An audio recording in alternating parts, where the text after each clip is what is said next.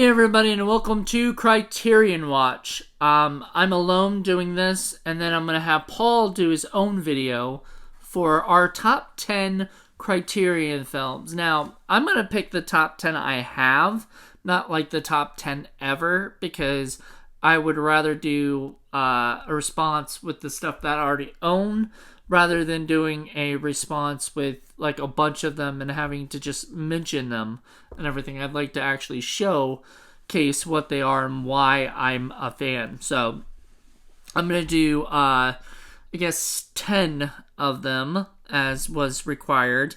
I do have a few more that I really, really like, but these are my top 10. So, starting it off, a lot of people who know me personally are going to laugh at this one, but it is Night of the Living Dead.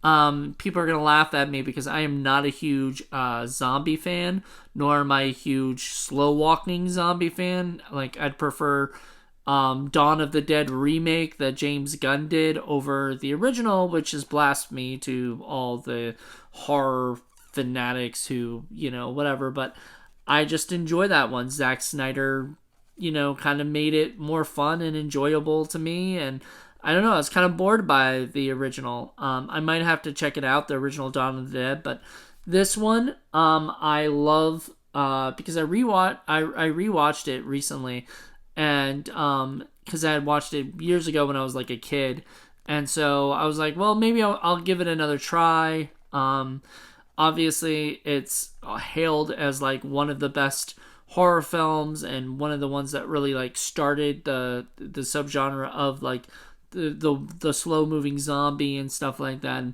I've actually gotten to meet the guy who plays like, I guess, the first zombie in it. He was also like a producer on the film, and Bill Heinzman, and he was a wonderful guy.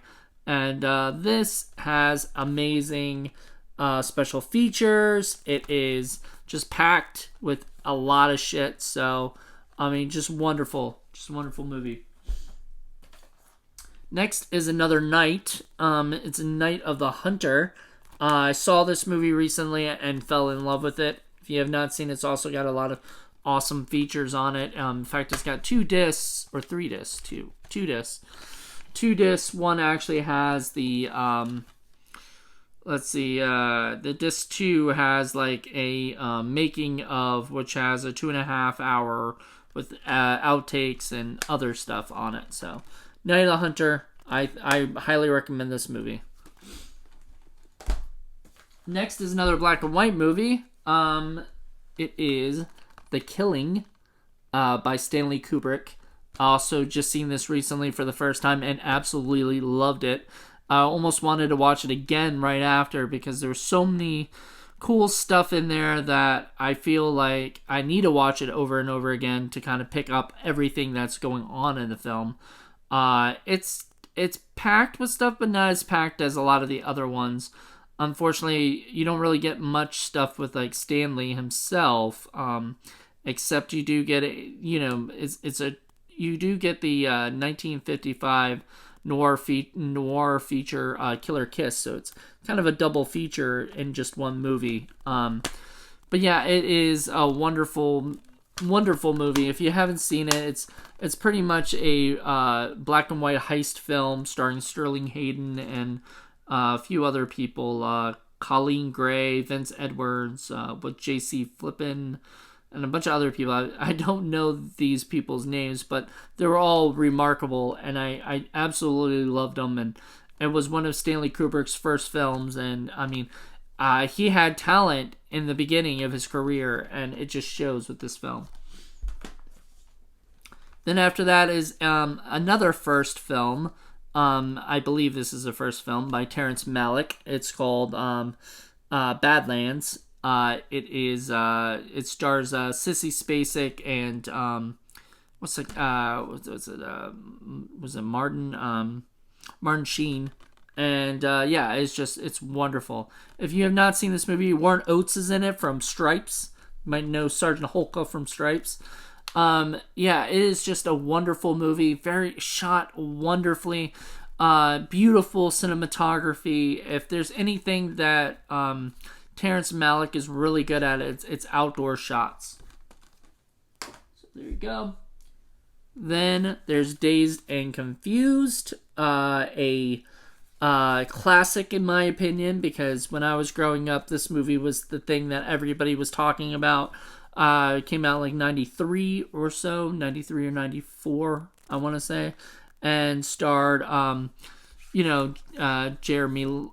Jason London and a ton of people. Ben Affleck was in it, and a ton of other people. So once again, a classic comedy. I think you guys will all get a kick out of that one. If you've never seen it, please watch it. It's wonderful. I also need to own Slacker, which I kind of like a little bit more, honestly. Actually, no, I take that back. I like Dazed and Confused more. It's more fun and more less philosophical and stuff. But I do really, really like Slacker. It's a fun, interesting movie.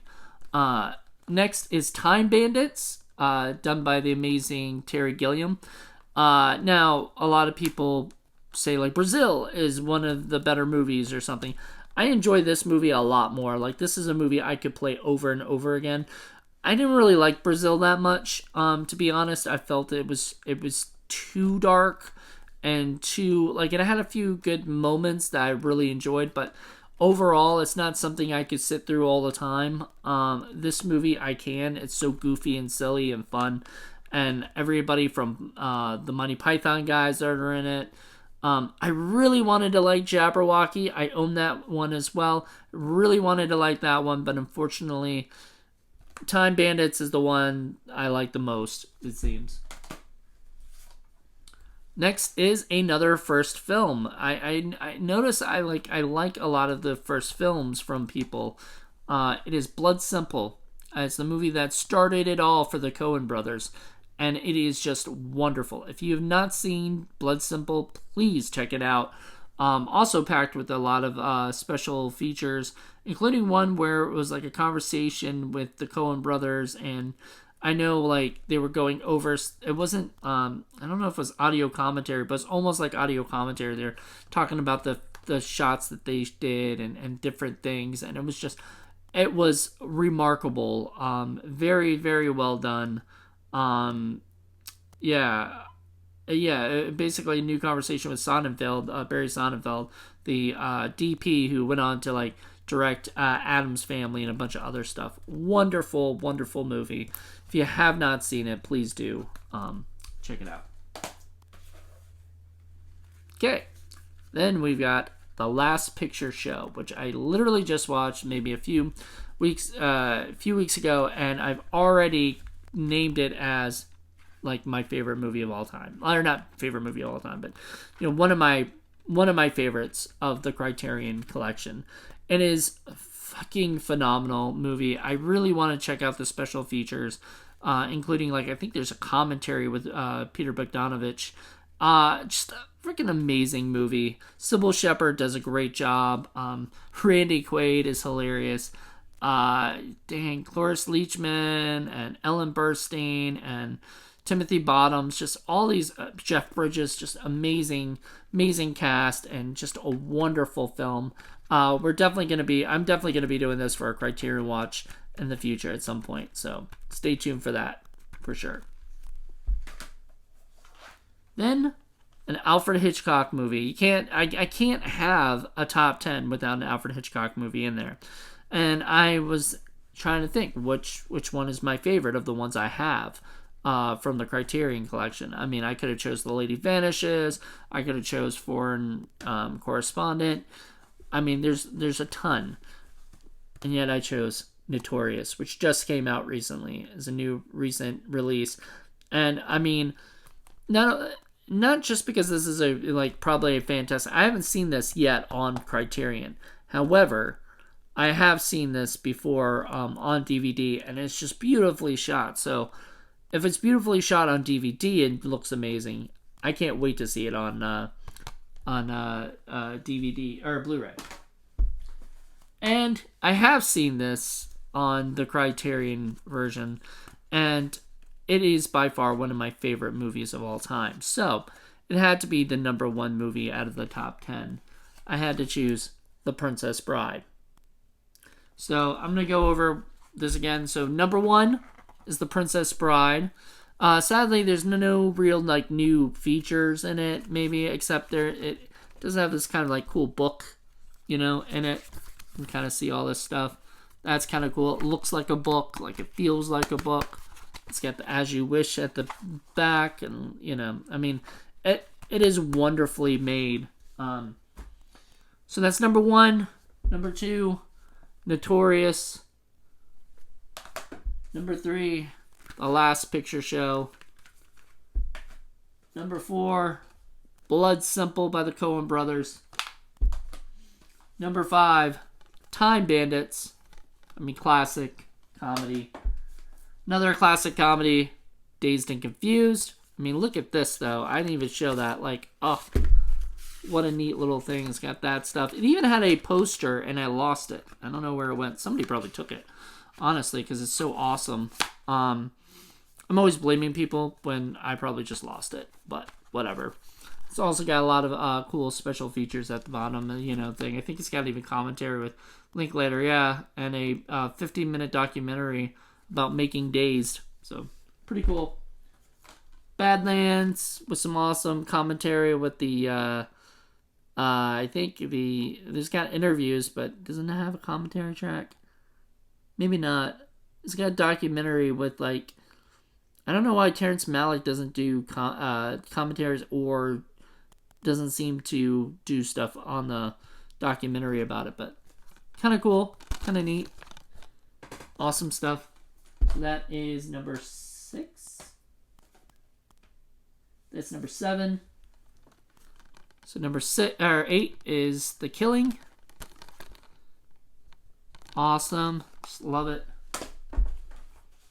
Number 9 is Night of the Hunter. And number 10 is Night of the Living Dead. So, there you go. Those were my top 10 for Criterions. For the ones I own. Now, I don't think Paul has that many Blu-rays, and look, I could have used my DVDs too, because I've got Chasing Amy as a DVD, but I wanted to stick mainly to my Blu-rays because I'm really trying to amp my Blu-ray collection up more, and so that I actually have over 50 Blu-rays, so I had a lot to choose from actually out of 10, so I was pretty happy with what I chose. I could have used The Last Picture Show and used it as the box set, because there's an amazing box set. Where'd it go?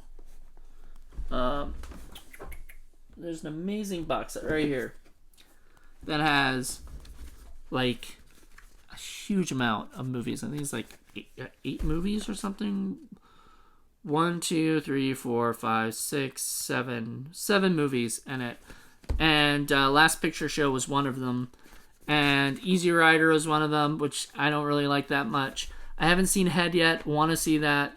I haven't seen Drive, he said. I saw 5 Easy Pieces and did not like it. I only like that one famous scene where he tells the lady to put the chicken under her legs or whatever.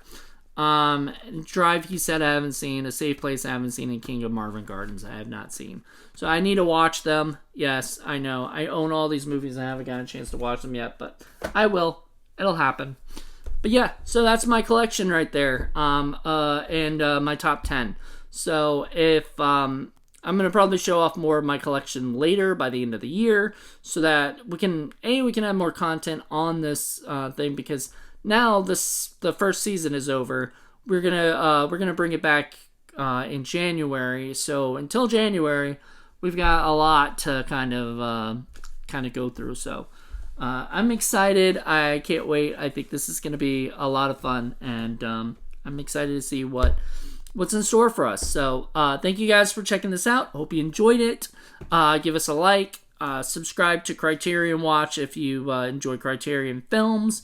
If there's a Criterion film that you'd like us to review at some point, let us know. Also, we have a Patreon for Indie Film Cafe, which is another one of our that's one of our podcast / YouTube channels, And we were thinking about using that also for Criterion Watch. So if you become a Patreon for Indie Film Cafe, and there will be a link on the bottom. If you are a Patreon for that, please, for the love of God, let us know that you're here for Criterion. You're there for giving $1 for Criterion Watch, and then tell us a movie that you like us to review for Criterion Watch. We are very interested in hearing from you guys. And I mean, if I can, I will definitely pick up one. I know the November haul is coming, the November releases, Barnes and Nobles. So I will try to pick up a few there in November. But right now I'm kind of saving for my my move to LA. So there might not be so much that I've got going on. So anyway, thought I would give you guys a little video, and I know Paul will be doing his own, and he might just be talking about his favorite Criterion movies, or movies that are on Criterion. And I mean, there's a lot. I mean, I could have used The Seven Samurai, which I only saw once, and it was too long for me to judge it when I first saw it. It's a great movie, wonderfully made. I mean, probably it is hailed as one of the most fantastic movies ever, but right now it can't be listed on my thing yet. I need to watch it more than once because there's just too much to it. Just the same as Heaven's Gate, loved it, but I need to see it again and again, and maybe next year. By next year I'll do another top 10. I think that would be great. Do another top 10, and then I will have those as my one. So anyway, that's it. Thought I would share this with you. Hope you guys enjoyed it. Remember to subscribe. Remember to share. Remember to just let people know about this and everything. So, and thank you, Daisuke, for actually asking for this and stuff. So hope this was something that you guys enjoyed. And if you guys want to see more of stuff like this, also let us know. Okay, bye.